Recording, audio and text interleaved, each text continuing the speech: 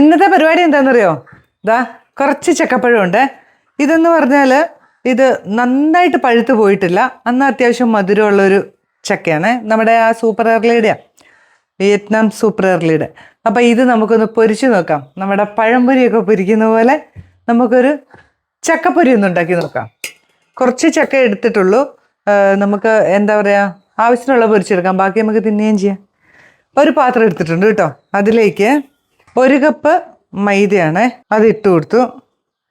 ഒരു 1/4 കപ്പ് അരിപ്പൊടി, ഇതാ 1 സ്പൂൺ, ചെറിയ സ്പൂൺ 1 സ്പൂൺ പഞ്ചസാര,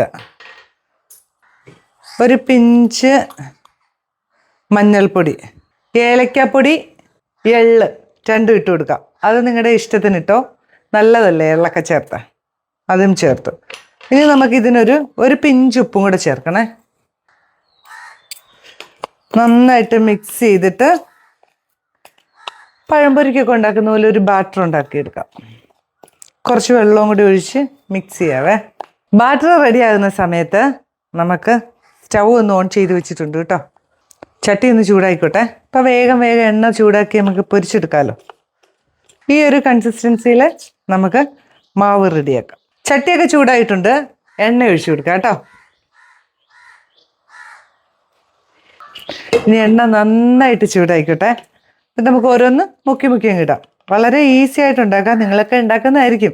അപ്പോൾ എനിക്കിങ്ങനെ കിട്ടിയപ്പോൾ നിങ്ങളെ ഒന്ന് കാണിച്ചു തരുവാ കേട്ടോ. എണ്ണയൊക്കെ നന്നായിട്ട് ചൂടായി വരുന്നുണ്ട്. ഇനി നമുക്ക് ചക്ക ഇങ്ങനെ അടത്തിയെടുത്ത്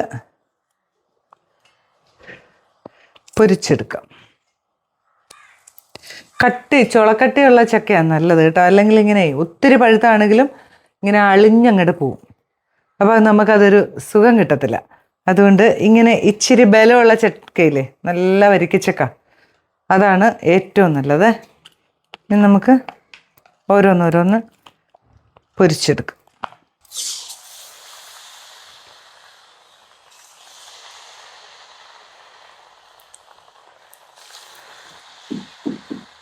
നമ്മുടെ ചക്കപ്പൊരിയൊക്കെ ഇവിടെ റെഡി ആയിട്ടുണ്ട്. കോരിയെടുക്കാം. ഇതാ അങ്ങനെ നമ്മുടെ ഒരു അടിപൊളി ചക്കപ്പൊരി ഇവിടെ റെഡി ആയിട്ടുണ്ട്. പഴംപൊരി ഉണ്ടാക്കുന്ന പോലെ തന്നെ ഭയങ്കര ടേസ്റ്റാണ് കേട്ടോ. എല്ലാവരും ഒന്ന് ഉണ്ടാക്കി നോക്കണേ. ഇതാ നോക്കിയേ, കുട്ടികൾക്കൊക്കെ ഭയങ്കരമായിട്ട് ഇഷ്ടപ്പെടും. ഉണ്ടാക്കി നോക്കിയിട്ട് അഭിപ്രായം പറയണം കേട്ടോ. അപ്പോൾ പുതിയൊരു വീഡിയോ ആയിട്ട് ഞാൻ വരുന്നതായിരിക്കും. ബൈ.